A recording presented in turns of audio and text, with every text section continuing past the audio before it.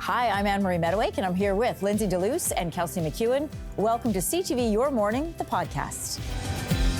This week, we're taking a look at how much you're likely to pay at the grocery store next year. Yeah, we'll also share our conversation with how Canada plans to bring more security to the Arctic. Thanks for joining us. We love when you watch us live. CTV Your Morning, weekdays from 6 to 9 a.m. Eastern, 7 to 10 a.m. Atlantic on CTV CTV News Channel, or on your CTV News app. So we're starting the podcast this week with some worrying news for the coming year. A new food price report came out this month with a few startling predictions about grocery costs in 2025. So this is where we bring in Sylvain Charlebois, the food professor. He joins Anne-Marie to chat about this conversation. Here's that interview now. Your grocery bill could be up to $800 higher next year. That's according to the latest food price report. Out this morning, it outlines how much prices at the grocery store could increase and which items are going to see the most increase. This comes as food banks are already seeing record numbers of Canadians who rely on them to feed themselves and their families. Joining us with a breakdown of this report is Sylvain Charlebois. He's a professor of food distribution at Dalhousie University, and he is the report's project lead. Great to have you with us. Nice to see you, Anne-Marie. All right, I wish we had better news for Canadians, but I guess we'd rather know than not. Where are we expecting to see the biggest and the smallest increases in the coming year? Yeah, so if you look at the grocery store, I think the meat counter is going to be the biggest problem. If you look at the meat trifecta, beef has been an issue, will continue to be an issue. You see, Anne-Marie, our herd size in Canada when it comes to cattle is at the same level as 1987. There's just no supply. Yeah. And we have 15 million more Canadians compared to 1987. It's the same in the U.S., so inventories are extremely low, so we're expecting beef prices to continue to rise. Pork, same situation as well. Chicken is likely going to be impacted by the avian flu.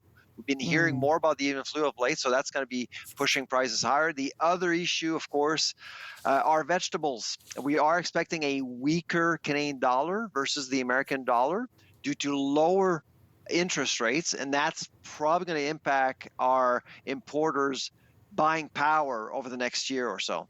Can we focus on beef for just a second? You mentioned that we're at the lowest stock since 1987, so like in almost 40 years. What's happening in the livestock industry? So climate change basically forced feed costs to go up because of droughts. And about 18 months ago, cattle producers just sold off their herd because if it costs more to feed animals, they just don't want to pay that extra cost. So that's what happened. And then, of course, prices started to go up. And now we're seeing many producers saying, you know what, maybe it's time to leave the industry because prices are good and they're not coming back. You know, everybody feels this pain at the grocery store. And there's been, we want a villain in this story. There's been a lot of frustration aimed towards the major grocery store chains in response to these increased prices. But how much of that responsibility actually falls on them versus factors within the food supply system? It's funny you ask because right now I'm in Berlin, Germany, and I was actually giving a talk yesterday to people in the industry, and it's the same thing here. I mean, everyone's blaming Aldi and Lidl for higher food prices. So it's really a Western world problem. It's not just a Canadian problem. Everyone has been impacted by what happened in Ukraine, with COVID, of course, with supply chains. But now inflation is on the rise everywhere in the world, including right here in Germany. But how much of this responsibility is on the grocery chains to make sure prices are within the realm of affordability? And how much responsibility is just part of factors, like you said, either climate change and high costs for producers? The important thing for us to do is to monitor gross margins, because gross margins will tell you whether or not there's gouging going on. It's revenues minus the cost of goods. If that remains stable, I would say there's no gouging going on. And it's been stable over the last 5-6 years. And food inflation is actually above same-store food sales for major grocers. They're making money selling other things than food. That's the key here that we need to remember. You know, I'm tying this story to another one that we've done a lot on this show, and that is food bank usage. It is at an all-time high in Canada. And your report also warns the annual food cost for a family is going to rise by $800. $800. What does that mean for families who are already on the brink? And where do we think the support needs to come? Does it need to come at the food bank end to bolster their supplies? Or does it need to come somewhere else so we can alleviate some of this pain? So first of all, if you can, please support your food bank. They need the help. Cash is actually helpful for them. But the bottom line is really for people out there struggling, showing up at the grocery store with less money, think about loyalty programs. Think about reducing waste. There are a lot of different things you can do to offset the impact of food inflation all year round. What we're noticing are many Canadians not taking advantage of loyalty programs. Grocers are losing traffic due to other players like Dollarama and Giant Tiger. They're actually creeping up. And so they're fighting for your loyalty. Take advantage of it as much as possible. Yeah, and to your last point, Sylvain, when you talk about how food banks need money, it's great if you're buying at the grocery store and you get some extra, but it is so easy to go online and to donate, and they use the cash. Absolutely. They know how best to do it, and they can buy in bulk, so they can get even more supplies. I'm glad you brought that up. Exactly. Absolutely. Sylvain Charlebois, have a safe trip home from Germany. Thanks for joining us this morning. Take care. Bye-bye. It is that time of year. We have brushed off our winter coats. But where do you decide to keep your jacket? And do you keep it on while you drive? Well, that's a whole other story. I don't know if I'm the only one who feels this way, but wearing a winter jacket while driving literally sends me. Like, I hate it. It's freezing out. I feel too confined. Trying to put a crossbody bag on over my winter coat, it actually sends me over the edge. Like, done. No. Goodbye. I was down south in my past life, I swear, because wearing this winter coat and feeling so confined, like you can't move when you're driving. No, my winter coat isn't too small. It fits me perfect. I hate winter. I don't know. She's from Cape Breton. Man, she's got a long season to go. People weighing in, some people agreeing, saying wearing a hoodie underneath so they can take the coat off while they're driving, still be warm. Look how happy he is. Look at these people. How do we find these images? So stylishly wintry. One person asking, why is it always itchy on your back when you wear the jacket? You're sweating. Oh my God. You're sweating. Yeah. It is That's the why. whole thing. It is. Okay, what do like, you do? Do you take it off? Because you have the longest commute of the three of us. I wear it in the morning. It's like very time dependent because morning I'm like frozen and cold and feeling a little like, and so the winter coat is really cozy. While you're driving that whole way, you're wearing your winter coat? But I also very specifically bought a winter coat that feels like a sleeping bag. Mine is a sleeping bag with arms. That's how I describe it too. It's very cozy. It's not stiff. Those stiff ones are bad. You don't buy a bad stiff one. No. My big thing in winter is the kids, because like we know for safety purposes they're not supposed to wear their coats that was in my like big takeaway. a 5-point harness, and so trying to like. The whole thing of like taking the coat off, or do you even put the coat on to walk them out to the car, to then take it off, to jam them in the car fast, and then like tuck them in with a blanket? Logistics, man. It's a lot. I can't believe you guys wear, like I thought we'd be on the same page here. Really? I could not imagine wearing my winter jacket while I'm driving, even if I'm going to the grocery store. I'm like, really? it's an instant takeoff. Instant takeoff? Instant takeoff. Even if your car's not warm? Correct. I mean, it's probably a smart choice. Well, are you the same? You wear your jacket the whole time? So I think about it before I get in because I have a longer commute as well. And I'm like, am I going to be hot? And like Kelsey, I bought a sleeping bag with arms. So it's roomy so that if I need to like be in it in my car, I'm not constricted and I'm not confined. If it's a long commute, I will take it off. Sometimes I wait for a red light and I take it off. Oh my God, but don't you feel the panic? Like thank God for passengers. If your sleeve gets stuck and you're at the red light and you're trying to take it off, you gotta get your seatbelt back on. There's no panic like being the driver and being stuck and being like, pull my sleeve, I'm stuck. Because you like, honestly, I don't know what it is. I feel this creator in Cape Breton who's like panicking. Because I feel that like I have a stuckness. solution. Don't wear the coat. Correct. Like you get in your car before you I don't even like to be cold put in my it into, car.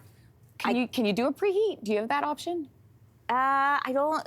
I'm worried about like car thefts and stuff like that. If I leave my car running and it's like, it's locked. But you know that there's technology. I know. But I just like, I'm like you. I like to like be warm when I get into my car, and if the car is going to be cold, then for me, take my coat on. The instant takeoff is the two. Instant takeoff. No, the Oh, two. that's the only thing I keep on. Oh, really? Yes, we're reversed. Instantly, like I'll wear the toque to the car, and then I instantly pull it off, and then I put it back on when I get out.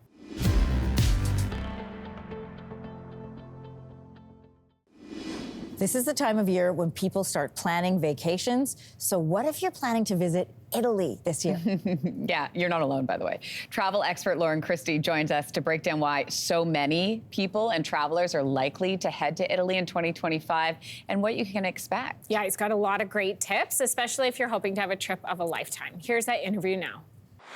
So next year is going to be a massive one for Italy. 2025 is a Jubilee year, which is a year for the Catholic faithful to embark on a pilgrimage and to renew their focus on their spirituality. So Italy is expecting this huge surge in visitors. So what does that mean for you if you're either traveling to Italy or maybe you're thinking of traveling to a country nearby? Travel journalist Lauren Christie is joining us this morning. Good to see you. Good morning. These numbers are huge. I mean, 2025 will be huge for Italy. Normally they get about like 13 million people, I understand. According to 2023 numbers, we're looking at more than double that. More than double that, for sure. Yeah. This is a once-in-a-generation event that's happening. So by order of the Pope, he's declared a Jubilee. So he's inviting all sorts of pilgrims to Rome and the Vatican.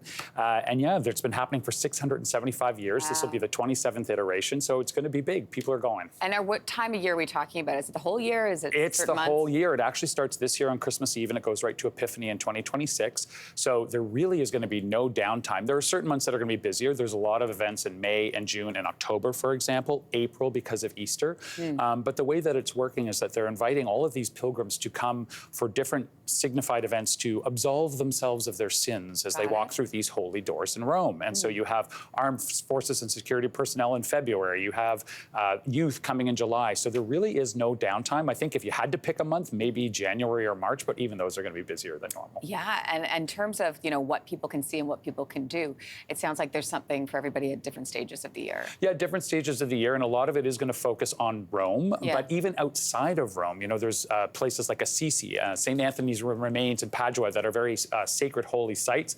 But what you're seeing when you look at the bookings is that, people are going to go to Rome and do this, but they're not just going to go to Rome. They're going to go to some other hot spots, Rome, Florence, Venice. They're going to be Cinque Terre, Amalfi Coast. All these hot spots are going to be really busy. So the numbers that you're seeing of already people being booked to go next year are through the roof. Trevi Fountain going to be open? Do we know? I don't know. They put that blow up thing for a while there. I don't know. I know you spent a ton of time in Italy, and you've done Rome and surrounding areas. So if people are looking to go next year and they want to go, are there any sort of lesser known spots that you would recommend? There's a few. I mean, Italy is Italy, but yes, there's a few. So if you go on the east side, on the Adriatic, Abruzzo is a very nice hidden gem, I think. It's got beautiful beaches, long piers that have restaurants out on them. Think about Huntington Beach in California ×5, like really cool. Umbria is a nice counterpoint to Tuscany, potentially. Bologna, if you are really interested in foodie trips, that is the home of mortadello, prosciutto, Parmesan, you can go there. Garda in the north is quite lovely. If you go up into the Dolomites area of Italy, think about big lakes, pretty towns, not quite as ritzy as Lake Como, but a better value and less crowded. So lots of opportunities. Yeah. What does this do for the surrounding countries? I mean, are we going to see a lot of people, go to Italy, and then I'm assuming a lot of tourism is going to happen? I think so. I mean, I don't think it's going to be quite as intense as what's happening in Italy, but absolutely you're going to see it. And I think, if you're going to go specifically for Italy, book now. Oh yeah, travel tips. What do you have? Yeah, Italy's never been a last minute destination, but it's really about availability now. Book with an Italy specialist, as an example. LaDolceVitaTravel.ca helped me out with some of those destinations that are hidden gems. They're very good. I would avoid the rental cars. I think A, they're going to be expensive. B, I just don't like driving in Italy anyway. It is a trip. Yeah, that's my own personal one. Just don't do it. Take the trains. There's a good train system there. And also, if you are going to go to Italy, if you're dead set on Italy, think about slowing down and go to one of those quiet corners and save the whirlwind trip of all the must-sees for 2026. 2025 is not your year to go. That is a fantastic tip. Great to see you, Lauren, as always. Thank you. Happy holidays. Next up, Canada plans to beef up its diplomatic and military presence in the north. We took a look at the federal government's new Arctic policy and what the security of the region could mean for Canadian sovereignty. Canada's federal government says its new policy framework for the Arctic is meant to assure security in a new era. Canada will create 2 new consulates in Alaska and Greenland, a new Arctic ambassador, and it will invest millions to deal with security threats posed by countries including Russia and China. For a closer look at the impact this will have is retired Major General Scott Clancy, former Director of Operations for NORAD and former Deputy Commander of the Alaskan NORAD region. And he's joining us from Brockville this morning. Welcome. Thank you very much for having me. All right, what is the government trying to achieve with these new consulates and the creation of an Arctic ambassador? I think the federal government's done a pretty good job with defining a policy that starts at its fundamental premise with cooperation between the ministries of national defense, foreign affairs, and northern affairs. It outlines how indigenous populations in the Arctic are going to be involved in the international negotiations and diplomacy that happen, therefore involving them in the fundamental elements of security in and around the Arctic. I mean, it opens these two consulates, which is excellent. I lived in Anchorage, and for the period of 2 years, I was the senior Canadian government official that was up there in Alaska. And I think that this consulate will, change the dynamic significantly so that there can be a more robust conversation concerning security in and around the Arctic with the Arctic peoples and these kinds of things. It also outlines these are not necessarily new announcements, but the icebreakers and the communication and cooperation between the Canadian Coast Guard and the Department of National Defense. These are very positive things, but I think there's an underlying concern that I have that just because you have a foreign policy concerning the Arctic doesn't necessarily mean it's going to translate into real security for North America. You have, in fact, been critical of Canada's lack of readiness in the North. So do you think that this does enough to defend our interests in the Arctic region? It sounds to me like your concerns are more around security.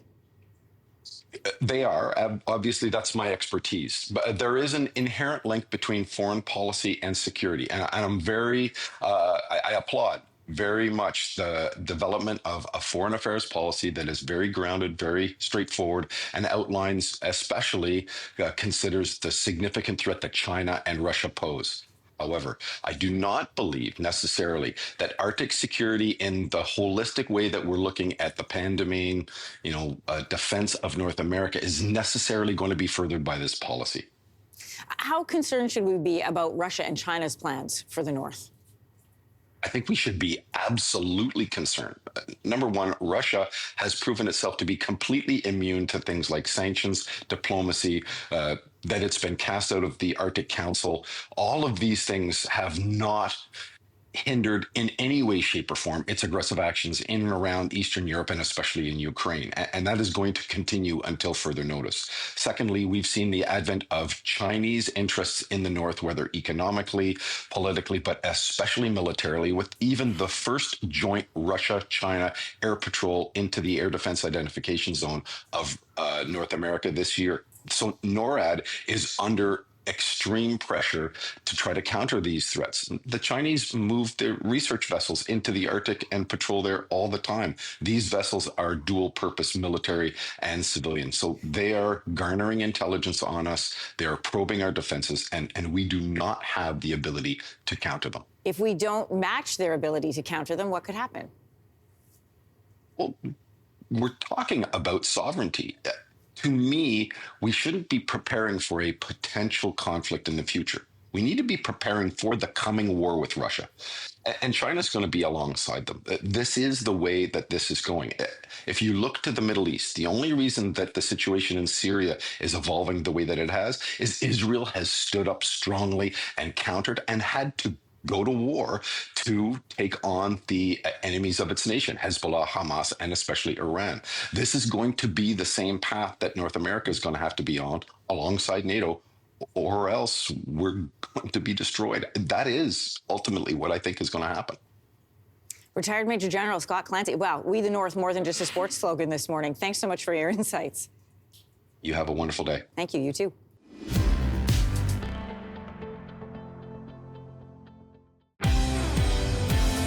Thanks for joining us on Your Morning, the podcast. Every week, we bring you some of our most interesting conversations from the show on a wide variety of topics. And of course, you can always join us live weekdays 6 to 9 a.m. Eastern, 7 to 10 a.m. Atlantic on CTV, CTV News Channel, or on your CTV News app. You're probably well into your holiday watch list, but are you thinking outside the box? Yeah, forget Frosty, retire Rudolph, say sayonara to Santa. There is so much more to explore. Whether it is action, drama, or a mystery, our film critic Rad joined us with a list of unconventional holiday movies. If your holiday tradition includes watching or maybe rewatching a classic festive film, this morning we are giving you some more options, leaning into the, I'm going to say, unconventional. Film critic Brad is here with some ideas. Good morning. Look at us. Good morning. We're all Christmassy. I know, but that's right. You kind of want to be cozy when you're sitting down for a movie. And I love that we're doing this unconventional movies at the holidays. Unconventional is where I live. Like I don't need a movie to bang me over the head that it's Christmas. I know it's Christmas. Look at the lights. Yes, I know. You know? Look at the Christmas trees. Yes. Okay, so your first pick is Batman Returns? Yes. Why? Oh, Jeff is saying yes. Okay, well, why? I mean, well, because first of all, this is the movie that Tim Burton made while he was developing Nightmare Before Christmas. So he was very much in Christmas mode when he made this movie, this Batman sequel. And look, what he essentially did was he made a cross between A Christmas Carol and How the Grinch Stole Christmas in Gotham. Because, like, you know, the Penguin is essentially the Grinch in this movie. Like, the movie opens with him attacking Gotham City's tree lighting ceremony, and his big plot at the end is stealing everyone's baby in a sort of nativity rebirth. And also, if you think about the real villain in this movie, Max Schreck, played by Christopher Walken, he's made up to be like Ebenezer Scrooge. So it's all like the Christmas tropes playing out here. And also, you remember, like, there's so much Christian iconography and Christmassy iconography. Remember, like, the pivotal moment is under the mistletoe between Catwoman and Batwoman, where that line, it's like, you know, mistletoe could be deadly if you eat it, but a kiss could be deadlier if you mean it. Like, yeah, one thing though, like every Christmas movie, I think, like, one of the tropes they always lean on is it's always isolated people who feel alienated, searching for some connection, searching for some chosen family, and that's part of what's going on with the Penguin and everyone. Right. And that's something we're going to see in almost every Christmas movie. Like The Apartment? The Apartment, absolutely, yes. I mean, well, The Apartment. So that again, like, this is one for the rom-com fans. Yes. Okay, but it's a rom-com fans who can stand a little heartache, and yes, it is absolutely about people seeking connection, because this is a movie. It's it's about people who work in a toxic office work culture. It's literally about a guy who keeps lending out his apartment to his bosses who use it for their flings. Right. And it's about these two broken employees played by Jack Lemmon and Shirley MacLaine forging, as over the holiday season, that connection, yearning for that connection. But it ends with this heartache. And I talk about this movie, I think, every Christmas, because I keep insisting you guys got to see it, because it's like literally one of my favorite movies of all time. Like, we're talking top 10 here. I thought I had seen it, but I don't think I have, so I will put it back on the list. That list is long.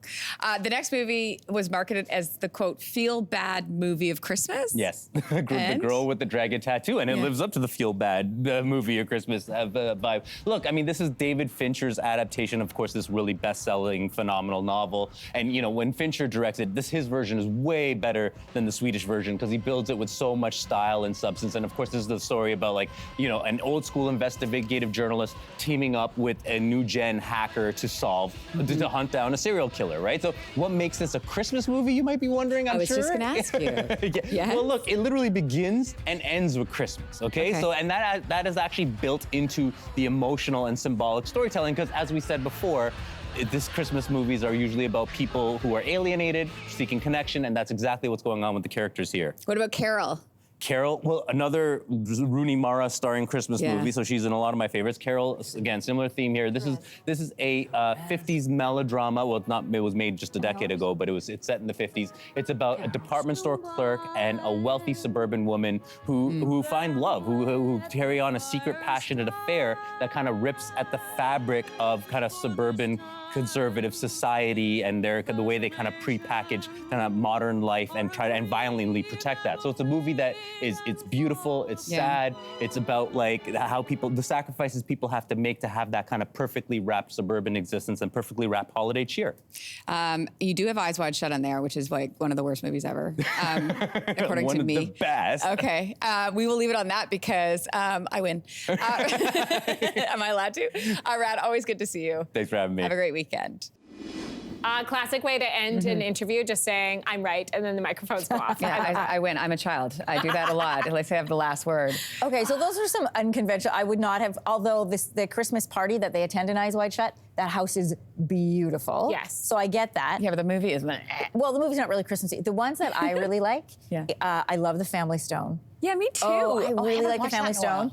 And I really like, I love Love Actually. Me too. And I know Kelsey feels the opposite. So my daughters are the same. They won't watch it with me. They think it's out of date and problematic. So I just watch that one by myself. Like, so problematic. Keira Knightley is 17 in this movie. Like that. She's also kissing someone who she's not married to. And there's so much cheating, and, like, that's not joy. That is not love. Blech. And Emma Thompson in the scene where she finds out she's been betrayed. I know. It is one of the best scenes that she's ever been in any movie. Agreed. Like, her acting is so good in that moment. And I will agree with you. The acting, phenomenal. The script and the premise of the story, heart-shattering. And I don't want that at Christmas. You know what I want at Christmas? What would you like at Christmas? I love the children's Christmas movies because I cannot get behind like cheesy Christmas movies. You guys know. I hate the formulaic, like, woman has big city job, goes to small town, decides to save everything, and then runs into the guy she went to high school with who has a Christmas tree farm, and they fall in love. I loved that movie. No. I loved all 25 of them. Me too. No, I love like the classic kid ones. Like I'm big on Home Alone. I love that one. I love Home Alone 2. When they're in New York, I think that's the better of the franchise, and it's so funny.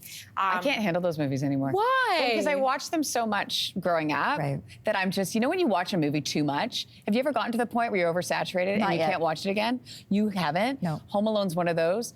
Ace Ventura: Pet Detective.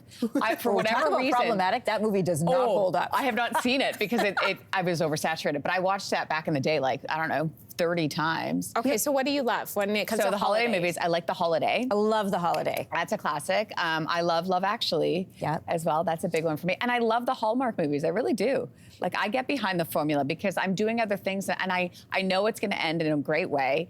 And yeah, maybe the prince does come to town. Maybe she becomes royalty. And I'm okay with that. Yeah, You know because she what? wins a royal baking contest, and then the whole country wants her as their queen. There's nothing wrong with that. Maybe she just actually was a princess from day one and her grandmother hadn't revealed it to her until that perfect moment. Oh, Merry Christmas to me. I will say, Rad was on the show this past week talking about these quote-unquote cheesy Christmas movies, which I know so many people love. And if you love them, I'm here for that joy. And he said the Lindsay Lohan, I'm here for you feeling that joy.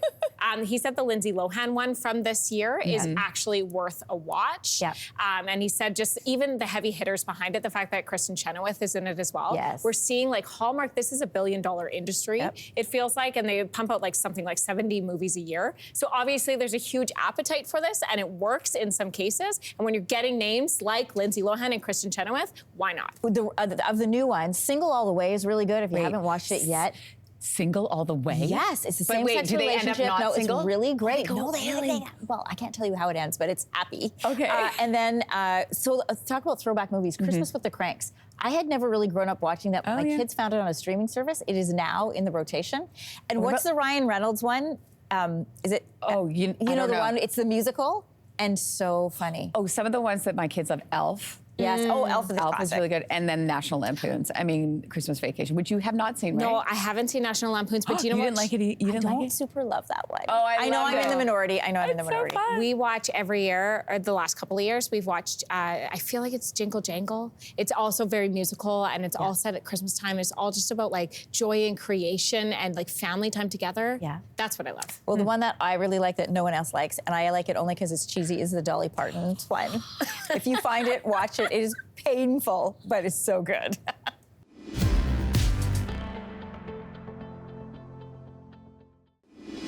So the Eras Tour, it wrapped just a few weeks ago, but I think it's safe to say the Taylor Swift effect continues. Yeah, here's one example. Gracie Abrams, who opened for Swift on the last leg of this tour, including here in Canada.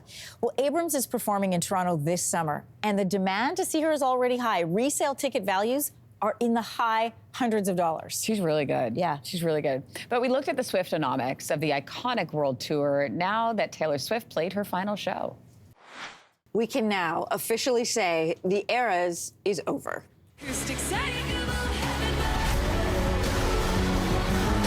After nearly 2 years, 5 continents, 19 countries, 54 cities, and 149 shows, Taylor Swift has wrapped her Eras Tour in Vancouver. This tour is the first to break the $1 billion mark. It has been an enchanted journey for the superstar who changed industry standards forever and always. That's not my last one. To give us some closure, that's the last one. On the Eras Tour, we are joined by someone who knows Taylor all too well. Just kidding. And it was at one of her shows. Music journalist Emily Hanskamp. Nice to see you. Amazing puns. Amazing. Thank you so much. Loved it. Listen, there's no bad blood. I promise they will end sometime soon. There's no bad blood. The tour broke attendance records, demand records. When it was announced, Ticketmaster sales, it shut down sales. Yeah. 3.5 billion ticket requests, overwhelming. Talk to us about the impact in the numbers of this tour. to contextualize that 3.5 billion, that's more than 4 times the record in the history of Ticketmaster. And I think, people are wondering why. Whether you are a Swiftie or not a Swiftie, why was this demand so intense? I think one of those reasons is, that positivity, you want to share in that love, you want to share in that moment. What's not to love about that? But I think even more so is Taylor Swift is the biggest, if not also the last remnant of monoculture that we have. I don't want to make people clutch their pearls at home, but this is akin to a Michael Jackson. This is akin to a Beatles. In 2024, we don't have moments like this where we can all rally almost universally around this kind of moment of community. And I think that the FOMO really kicks in when fans and the public, even who aren't fans, want to participate in that because we are hungry for that moment of community. We are hungry for that moment of connection at this massive international level. Let's talk about the role. I mean, there's Taylor and her team and strategy, but let's talk about the role that fans played in making this a global phenomenon. I mean, you just saw it, like the sharing of the bracelets, the yelling of things at the concerts. That's all fan-driven. I'm so happy you're asking about that because I went and I covered the Eras Tour as a journalist, and one of the things that really stuck with me, other than the fact that Taylor Swift does not sweat, and I mean it all, is when I looked around at the fans, they made me so emotional because of the power that they had, the community they had built among themselves. I mean, they have created micro-economies among themselves, exchanging tickets for accommodation, for flights. They have, created rituals, like you're saying, the friendship bracelets. I know we often talk about the Swiftie effect, the Taylor Swift effect, but it really is the effect of her fans. All of these things we're talking about would not be possible if she did not have, in my opinion, the most powerful fan base in the music industry. How might the Eras Tour shift touring for other artists going forward? I mean, when you say it broke 4 times the record for Ticketmaster, the expectation, like the bar has been reset, I would say, with this tour. 1,000%. And I think that artists are kind of at the edge of their seats a little bit looking at this because you're looking at the biggest pop star in the world who would go on stage for 3.5 hours every night, nonstop, costume changes, light up bracelets, top of the line production, fan service. So am I saying that all artists are going to be delivering an Eras Tour? No, that's impossible. But the standards have now been set for concerts to not just be concerts, but for them to be experiences, especially at the level and price that fans are paying. Their expectations have risen to a point that now other artists have to take heed and will have to step their game up as well because the bar is in the heavens at this point. Swiftonomics, let's talk about those. What kind of economic bump did Taylor Swift create? I mean, we're still kind of calculating, but estimates are saying that all told, the total gross of this tour will be, some are saying 2.2 billion US, others saying around 2.6. In terms of, you were wondering at home what Taylor's making, Forbes estimates between 10 and 13 million personally per show, and you mentioned Anne-Marie, that's about 149 shows. So it's a lot of money, but I want to say one stat that really blew my mind, which is typically a concert goer, for every $100 you spend, there's about $300 you spend ancillary spending on accommodation, hotels, restaurants. For Swifties, that number is between $1,300 to $1,500, which is why we saw, Toronto make $282 million. LA County's GDP went up $320 million. In New Orleans, the Swiftonomic impact was about $500 million. So it's no wonder that she's created a sort of micro-traveling economy all of her own. It's unbelievable. Can she do another tour like this? Like, has she sort of created the bar for herself? She has set the bar for herself. And even Taylor will have to come back when she does come back. It's going to have to be different enough that she's not directly competing with herself. Is it going to be a musical, a festival, a movie, a documentary? She knows. Only she knows. Only she knows. She's 8 steps ahead of us. She always is. So we'll have to see. Emily Hanscap, great to have you here as always. This has been fun. So I think that makes a really good point about the standard of tours. Like, I think it's really interesting that Taylor herself probably can't do a tour like this ever again. But I do think that my standard as a concert goer is so much higher. I went to a concert recently where we didn't pay like thousands of dollars for tickets, but we did pay a couple hundred, and we were in the high 500s, so it felt like a lot of money to pay to be super far away. And the singer stood on stage and held a microphone and sang. And I was so disappointed because all I wanted was theatrics. And I just thought, I'm paying for a show. You're paying for entertainment. Yes, I can listen to your music at home. I'm not going to a concert to listen to your music. I'm going to be entertained. Oh, that's so funny. So, we ended up going to the Taylor Swift show with my girls, which was so amazing, and it was so great. But I commented to my family afterwards, I don't go to shows like this. The shows and concerts that I go to are bands or performers with a guitar. Love acoustic music. I love acoustic music.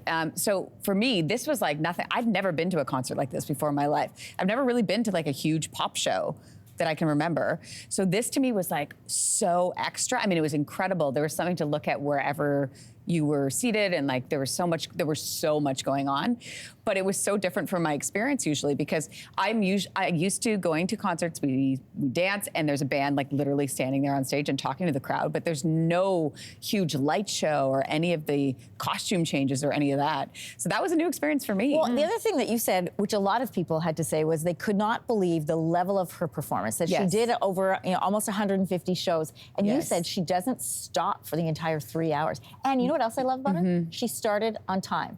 Biggest pop star in the world, and to the minute she started on time. And we all know of pop stars or other artists that make you wait for 90 minutes. I don't like that. Taylor was on time. And not only on time, there's literally a countdown clock that happens that teeing you up. So if you're running to the bathroom before the show is about to begin, you know that it's going down with that 2-minute count clock. And the other thing I was saying to both of you was that I was amazed at the fact that she made us feel, and how many shows has she done? She made us feel in the crowd that this was the first time they had done the show. And I say they because this is a huge production with all of the crew and all of the dancers. But she made it seem like she had never done the show before. And we were at the tail end of that tour. So that is an incredible talent and skill to have. Yeah, it definitely left its mark. It was very exciting for it to be ending here in Canada. And the comments, I think, around why she chose Canada in particular to end here, about the nature of our fans, because we are good concert goers. We like a good show. We like to be entertained. We like to cheer loud. And we love our artists who come through. We've had artists on the show over the years, especially country artists, who say that about Canada, where they say our best fans in the entire world are right here. And I choose to believe that they don't just say that to everybody when they're in other rooms, but I really believe it. I think that it was an awesome place for Taylor Swift to land and to wrap up the end of her era. Thanks so much for being with us today. For more great conversations, download or hit subscribe to Your Morning the Podcast. We're on the iHeartRadio app or wherever you get your podcasts. And don't forget, please watch us live weekday mornings on CTV CTV News Channel or on your CTV News app. Start your morning with us.